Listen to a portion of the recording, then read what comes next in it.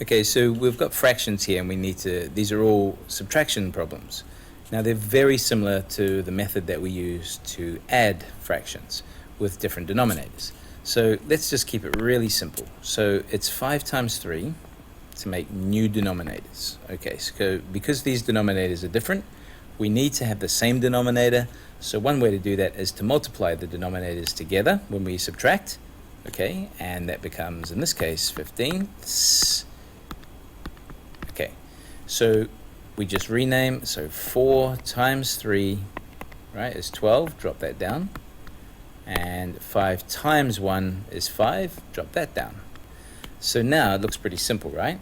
We've got 12 fifteenths and we minus 5 fifteenths. So we know for sure that the answer is going to be fifteenths because that's what we're dealing with. 12 minus 5 is 7. We can't simplify this any further, so that's the final answer. Same approach for the one next to it, so 7 ninths minus 2 fifths. Let's rename these so that they have the same denominator.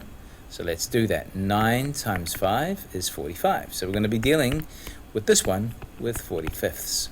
So let's get the numerators. 5 times 7 is 35. Let's drop that down. And for the other one is 9 times 2 is 18, and drop that down. Okay, so now we're ready to solve. We know the answer is going to be out of 45 because that's what we're dealing with. Same denominator. 35 minus 18 is 17, and that is the final answer. We can't simplify any further. And that's how you do it.